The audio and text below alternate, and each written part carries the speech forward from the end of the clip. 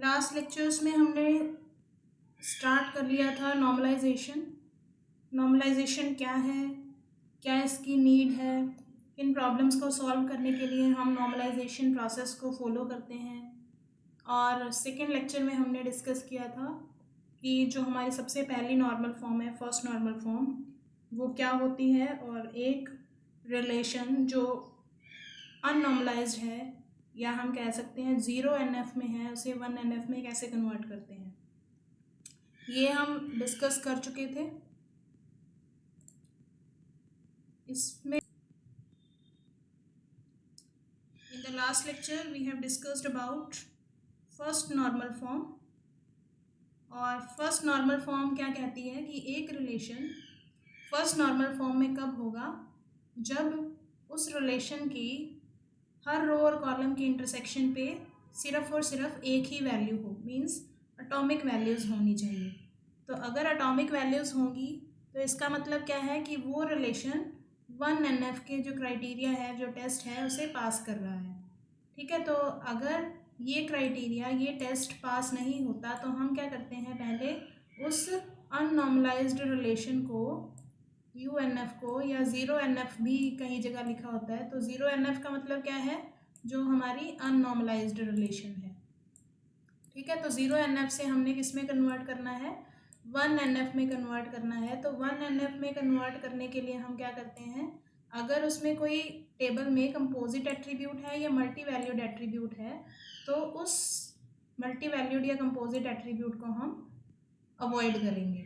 ठीक है, तो अगर एक रिलेशन में कंपोजिट या मल्टी वैल्यूड एट्रीब्यूट होगा तो वो हमारे फर्स्ट नॉर्मल फॉर्म के टेस्ट को वायलेट कर रहा है, और अगर ऐसा हो रहा है तो हम कहते हैं कि वो टेबल फर्स्ट नॉर्मल फॉर्म में नहीं है, तो हम उसे फर्स्ट नॉर्मल फॉर्म में कन्वर्ट करेंगे। तो कन्वर्जन के हमने स्टेप्स देखे थे कि हमने पहले की एट्रीब्यूट आइडेंटिफाई कर लिया, और उसके बाद रिपीटिंग ग्रुप्स, जिसकी वजह से वो टेस्ट फेल हो रहा है उस टेबल पे, उस रिपीटिंग ग्रुप को हम अवॉइड करेंगे। चाहे वो अवॉइड जो हम कर सकते हैं बाय फ्लैटनिंग द टेबल, ये मेथड हमने किया था, या फिर हम क्या करते हैं, उस रिपीटिंग ग्रुप को, रिपीटिंग डाटा ग्रुप को हम क्या करते हैं, एक दूसरी टेबल में मूव कर देते हैं along with the original primary key attribute of the original table. Original यहाँ पे लिखने का मतलब क्या है कि जो हमारे पास 0 NF में टेबल है, उसकी जो की एट्रीब्यूट है, उस की एट्रीब्यूट के साथ उस रिपीटिंग ग्रुप को हम किसी दूसरी टेबल में प्लेस करेंगे। ठीक है, तो ये दोनों मेथड्स हम डिस्कस कर चुके थे। तो फर्स्ट मेथड के थ्रू जो हमारी टेबल कन्वर्ट हुई थी फ्लैटनिंग के बाद, वो इस तरह से आई थी। तो ये जो रेड में आपके सामने विजिबल है, ये क्या है, सिंपली जो हमने स्टेप बोला था कि एप्रोप्रिएट डाटा के साथ हम जो बाकी कॉलम्स की जो सेल्स हैं उनको फिल कर देते हैं। तो जैसा कि आपको ऊपर वाली टेबल में पता चल रहा है कि क्लाइंट नंबर CR76 जॉन के है, और उसने दो प्रॉपर्टीज़ रेंट पे ली हैं, PG4 और PG16। तो PG4 का जो डाटा है वो रिपीटिंग है। ये सारा सेम डाटा क्या है, CR56 नाम के क्लाइंट ने भी रेंट पे लिया है ये इस प्रॉपर्टी को, मगर इसने क्या कब लिया है, 1 जुलाई 2000 से 31 अगस्त 2001 तक, और इसने कब लिया है, 1 सितंबर 99 से 10 जून 2000 तक। तो यहाँ पर हम क्या कर रहे हैं, ये प्रॉपर्टी भी जॉन के ने रेंट पे ली है, और ये प्रॉपर्टी भी हमारी जॉन के ने रेंट पे ली है।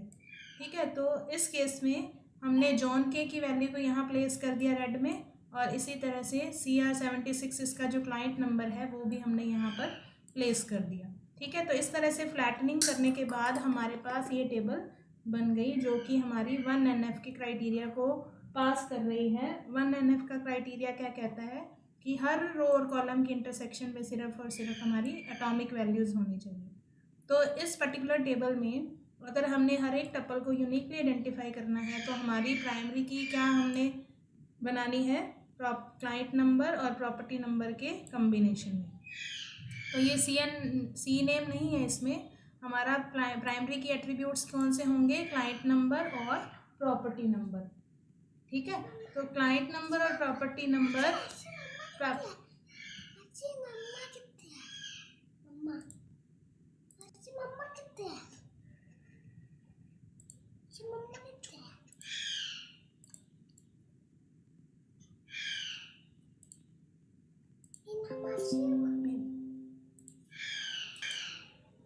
तो हर रो और कॉलम की इंटरसेक्शन पे क्या है, हमारे पास एक सिंगल वैल्यू है।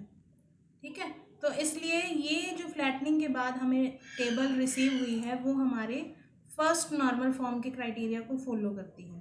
ठीक है, तो ये जो 0 NF में हमारी टेबल थी वो 1 NF में कन्वर्ट होगी बाय F1NF। तो ये फर्स्ट मेथड के थ्रू हुई है, और इसके बाद हम अगली जो मेथड है उसके थ्रू भी करेंगे। तो इस पर्टिकुलर टेबल में जो जिसका नाम क्या है, क्लाइंट रेंटल, तो क्लाइंट और रेंटल इन्फॉर्मेशन दोनों तरह की इन्फॉर्मेशन इसमें है, तो इसलिए इसका नाम क्लाइंट रेंटल है। इस क्लाइंट रेंटल रिलेशन में हमारे पास किस किस तरह की फंक्शनल डिपेंडेंसीज एग्जिस्ट कर रही हैं। आपको पता है कि सिर्फ क्लाइंट का नंबर अगर हमें पता हो तो हम क्लाइंट नेम डिटरमाइन कर सकते हैं। तो client number determines client name, ये एक फंक्शनल डिपेंडेंसी है। दूसरी डिपेंडेंसी क्या है, प्रॉपर्टी नंबर से हमें प्रॉपर्टी का एड्रेस, प्रॉपर्टी का रेंट, प्रॉपर्टी का ऑनर नंबर, प्रॉपर्टी का ऑनर नेम, ये कोई भी चीज़ हम डिराइव कर सकते हैं अगर हमें प्रॉपर्टी का नंबर पता हो। और अगर हमें ऑनर का नंबर पता है तो हम ऑनर का नेम डिटरमाइन कर सकते हैं, ये भी एक फंक्शनल डिपेंडेंसी इसमें एग्जिस्ट कर रही है। हमारी जो प्राइमरी की है वो क्या है, क्लाइंट नंबर और प्रॉपर्टी नंबर को मिलाकर हमने बनाई है, मगर क्लाइंट नंबर और प्रॉपर्टी नंबर से हमें क्या क्या चीज़ें डिराइव हो रही हैं, each attribute can be derived. तो क्लाइंट नंबर प्रॉपर्टी नंबर से क्लाइंट नेम डिटरमाइन हो सकता है, property address, rent start, rent finish, rent owner number, owner name, ये सब कुछ डिराइव हो सकता है। इसी तरह से क्लाइंट नंबर और रेंट स्टार्ट की डेट से भी हमें ये सारे के सारे एट्रीब्यूट्स की हम वैल्यूज़ डिराइव कर सकते हैं। और प्रॉपर्टी नंबर और रेंट स्टार्ट डेट दे दी जाए तब भी हम ये सारी चीज़ें डिराइव कर सकते हैं। तो हमारे पास जो कैंडिडेट्स हैं प्राइमरी की बनने के लायक, वो कौन कौन से हैं, क्लाइंट नंबर, प्रॉपर्टी नंबर। क्योंकि ये क्यों नहीं है हमारे पास कैंडिडेट्स, क्योंकि ये सिर्फ एक एक चीज़ या कुछ चीज़ें डिराइव कर रहे हैं। लाइक क्लाइंट नंबर से सिर्फ क्लाइंट नेम मिल रहा है, ऑनर नंबर से सिर्फ ऑनर नेम मिलता है, ऑनर नंबर से हमें unique client number, unique property number नहीं मिल सकता। ठीक है, तो यहाँ पर ये जो 3 कैंडिडेट्स हैं वो कैंडिडेट की बनने के कैंडिडेट्स हैं। तो इनमें से एक को हमने क्या बना दिया, प्राइमरी की।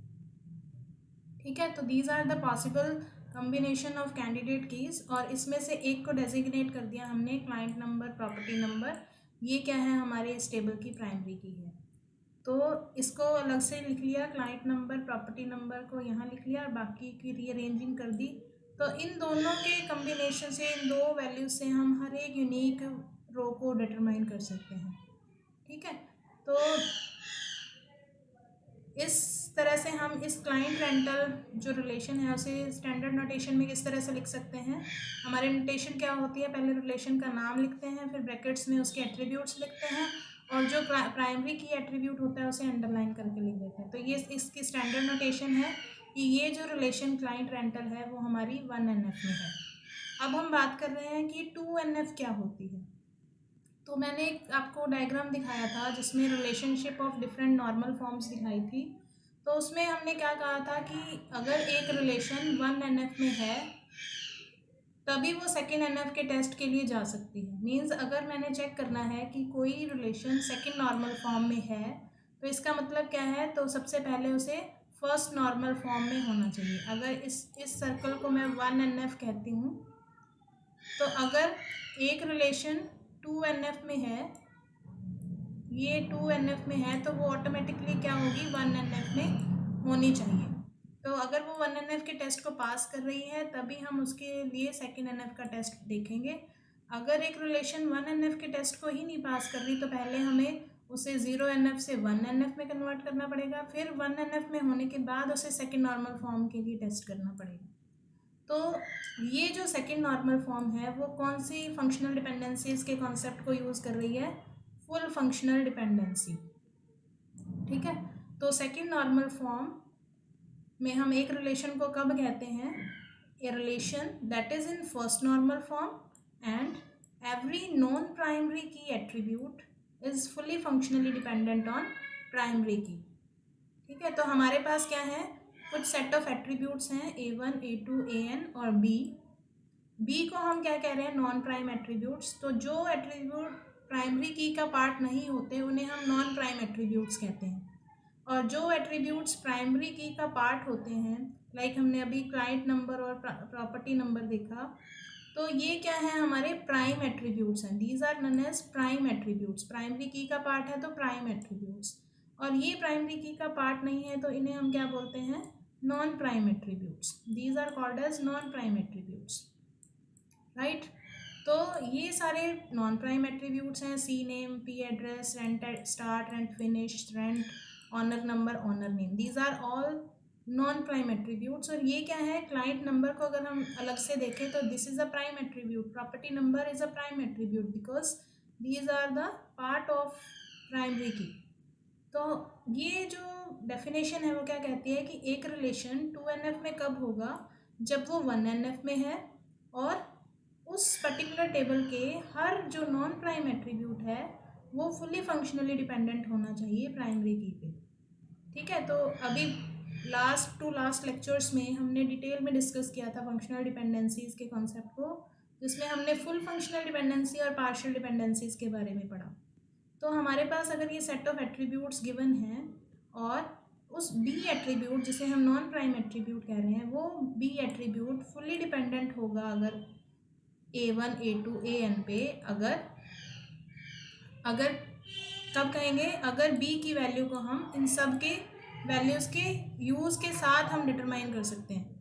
ठीक है, मीन्स हम इस पर्टिकुलर प्राइमरी की के किसी प्रॉपर सबसेट की सहायता से B की वैल्यू को डिटरमाइन नहीं कर सकते। जैसा कि एग्जाम्पल में आपको क्लियर होगा, जैसे कि हमने पीछे एक डिपेंडेंसी देखी थी, client number determine client name.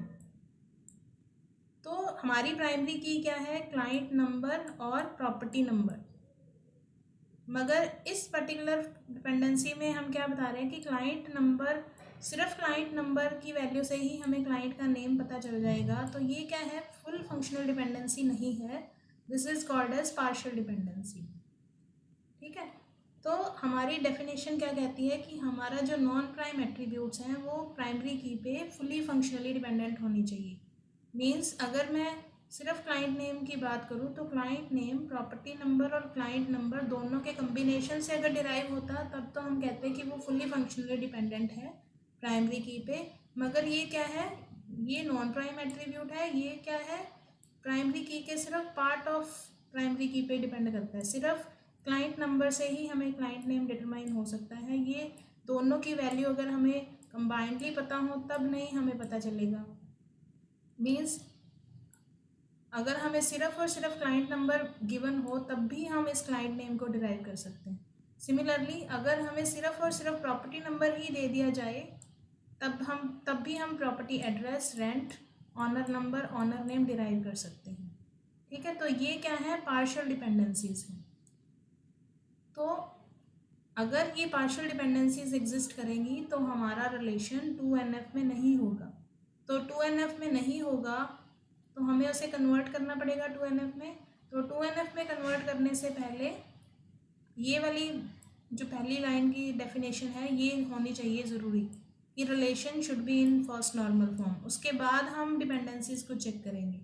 ठीक है, तो हमने कन्वर्ट करना है हमारा रिलेशन जो हमारा 1NF में है मगर 2NF के टेस्ट को पास नहीं कर रहा, तो वो टेस्ट को पास कैसे करवाएंगे, हम फंक्शनल डिपेंडेंसीज को आइडेंटिफाई करेंगे। तो सबसे पहला स्टेप क्या है कि प्राइमरी की हमारे पास गिवन है, प्राइमरी की ऑफ फर्स्ट नॉर्मल फॉर्म, उसे आइडेंटिफाई कर लेंगे।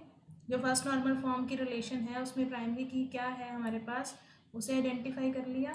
उसके बाद फंक्शनल डिपेंडेंसीज उस टेबल में कौन कौन सी एग्जिस्ट करती हैं उनको आइडेंटिफाई करेंगे। फिर उन फंक्शनल डिपेंडेंसीज में हमारे पास कुछ डिपेंडेंसीज क्या होंगी, फुल फंक्शनल डिपेंडेंसीज होंगी, कुछ डिपेंडेंसीज पार्शियल डिपेंडेंसीज होंगी। तो हमने क्या करना है, उन पार्शियल डिपेंडेंसीज जो एग्जिस्ट कर रही हैं, अगर एग्जिस्ट कर रही हैं तो उन्हें हमने रिमूव करते हुए जाना है। तो हमारा स्टेप क्या होगा, if partial dependencies exist on the primary की पे पार्शियल डिपेंडेंसीज एग्जिस्ट करने का मतलब क्या है कि अगर हमारी प्राइमरी की एक, दो या दो से ज़्यादा एट्रीब्यूट्स की मिलकर बनी है, लाइक हमारे पास अभी क्लाइंट नंबर और प्रॉपर्टी नंबर से हमारी बनी है, तो हमारे क्लाइंट नेम की वैल्यू हम सिर्फ और सिर्फ इसके पार्ट ऑफ प्राइमरी की से डिराइव कर सकते हैं। ठीक है, तो हमारे पास ये डिपेंडेंसी क्या है, पार्शियल डिपेंडेंसी है, क्योंकि सिर्फ और सिर्फ क्लाइंट नंबर से हम क्लाइंट नेम डिराइव कर सकते हैं। तो अगर पार्शियल डिपेंडेंसीज इस तरह की एग्जिस्ट करती है प्राइमरी की पे, तो उस पार्शियल डिपेंडेंसी को हम रिमूव करेंगे, जितनी भी एग्जिस्ट कर रही हैं, remove them by placing them in a new relation along with the copy of their determinant. तो उस अब हमारी पार्शियल डिपेंडेंसी, एक डिपेंडेंसी कौन सी है, जैसे कि हमने ये कहा क्लाइंट नंबर से क्लाइंट नेम डिराइव हो सकता है। तो ये जो पार्शियल डिपेंडेंसीज एग्जिस्ट कर रही हैं उन्हें हमने रिमूव करना है और उसे एक नए टेबल में रख देना है। और नए टेबल में हम क्या क्या रखेंगे, क्लाइंट नेम तो रखा जिसके कारण हमारी पार्शियल डिपेंडेंसीज एग्जिस्ट कर रही थी, अलॉन्ग विद देयर डिटर्मिनेंट। तो इसका डिटर्मिनेंट क्या है, क्लाइंट नंबर, ये है हमारा क्लाइंट नेम एट्रीब्यूट। तो नई टेबल में हमारे पास हम क्या रखेंगे, इसका डिटर्मिनेंट क्या है, क्लाइंट नंबर। तो ये हमारी एक टेबल बन जाएगी। तो इसका मतलब क्या है कि क्लाइंट नेम को हम हमारी ओरिजिनल रिलेशन से निकाल के एक नई रिलेशन में रख देंगे along with their original determinant. तो इसका डिटर्मिनेंट क्लाइंट नंबर है, तो एक टेबल हमारी इसके करस्पॉन्डिंग बन जाएगी। तो पहला स्टेप हमारा क्या था, आइडेंटिफाई द प्राइमरी की of the first normal form relation. तो हमारे पास प्राइमरी की ये है, हो गया। फिर हम आइडेंटिफाई करेंगे पार्शियल डिपेंडेंसीज को। तो अभी मैंने आपको लास्ट स्क्रीन में दिखाया था कि इस टेबल में कौन कौन सी डिपेंडेंसीज एग्जिस्ट कर रही हैं। तो ये डिपेंडेंसीज सारी एग्जिस्ट कर रही थी, जिसमें से ये हमारी क्या है, पार्शियल, ये वाली पार्शियल डिपेंडेंसी है और ये पार्शियल डिपेंडेंसी है। इसको हम पार्शियल डिपेंडेंसी तो कहते हैं, मगर ये प्राइमरी की का पार्ट नहीं है ऑनर नंबर, इसलिए हम इसे कंसीडर नहीं कर रहे इस पर्टिकुलर पॉइंट पे। तो ये क्या है, हमारे क्लाइंट नंबर से प्रॉपर्टी नंबर डिराइव हो रहा है, सॉरी क्लाइंट नंबर और प्रॉपर्टी नंबर से हमारी ये सारी चीज़ें डिराइव हो रही हैं। तो ये हमारे क्या होंगी, उसी टेबल में रहेंगी। तो ये सेट ऑफ डिपेंडेंसीज हैं। इन डिपेंडेंसीज में हमारी ये वाली और ये फर्स्ट और सेकंड दो डिपेंडेंसीज क्या हैं, पार्शियल डिपेंडेंसीज हैं। तो इनको अवॉइड करते हुए जाना है। तो पहली डिपेंडेंसी को अवॉइड किया तो क्लाइंट नेम के साथ उसका डिटर्मिनेंट रख दिया क्लाइंट नंबर, इसकी एक टेबल बना दी। और क्लाइंट नंबर क्या है इस टेबल का, प्राइमरी की है, क्योंकि क्लाइंट नंबर से क्लाइंट नेम डिटरमाइन हो जाएगा। ठीक है, फिर दूसरी हमने क्या करनी है, हमारे पास क्या है, ये क्लाइंट नंबर रिमूव हो गया, ये जो क्लाइंट नेम है वो हमारा इस टेबल से रिमूव हो गया, यहाँ ये एट्रीब्यूट नहीं रहा। ठीक है, फिर हमने क्या करना है, अगली पार्शियल डिपेंडेंसी को अवॉइड करना है। तो अगली डिपेंडेंसी क्या है, प्रॉपर्टी नंबर से property address, rent, owner number और ऑनर नेम डिराइव हो रहा है। तो हमारी प्राइमरी की क्या थी, क्लाइंट नंबर और प्रॉपर्टी नंबर। तो ये भी क्या है, सिर्फ प्रॉपर्टी नंबर से डिराइव हो रही है ये सारे एट्रीब्यूट्स, नॉन प्राइम एट्रीब्यूट्स। इसलिए हम क्या करेंगे, इन सारे एट्रीब्यूट्स को नई टेबल में रखेंगे, property address, rent, owner number और ऑनर नेम को, और हमारी ओरिजिनल टेबल में से हटा देंगे। तो ओरिजिनल टेबल में से पहले एक एट्रीब्यूट हटा था, उसके बाद हमने अब ये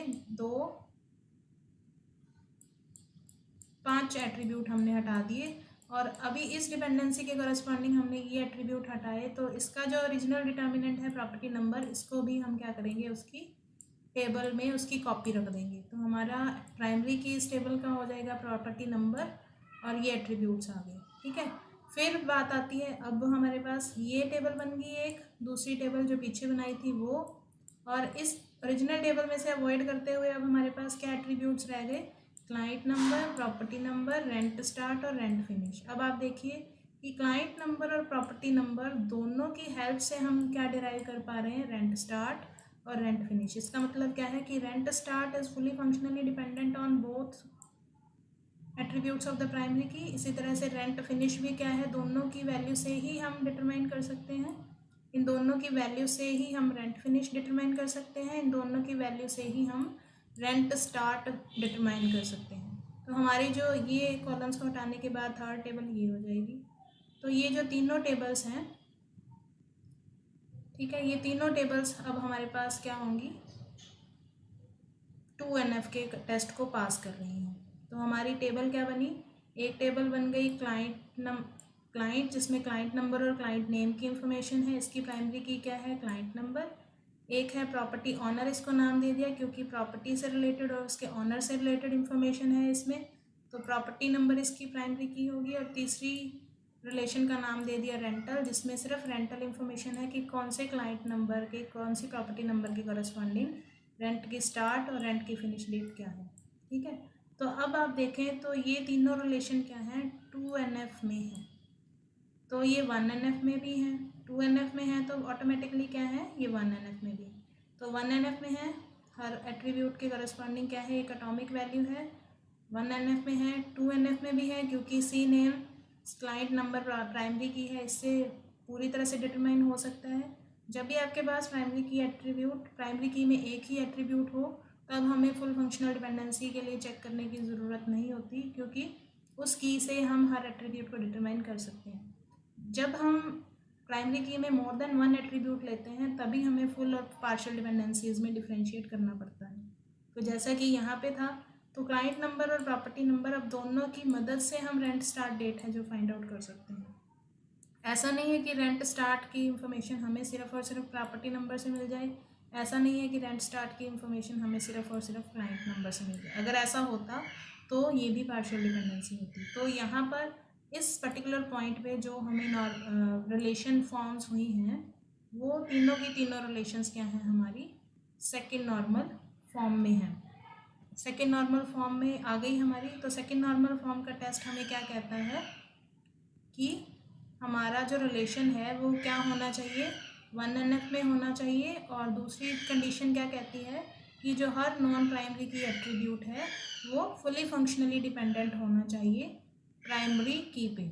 तो this is all about your second normal form. और इसके बाद हमारी जो बात करते हैं हम थर्ड नॉर्मल फॉर्म की।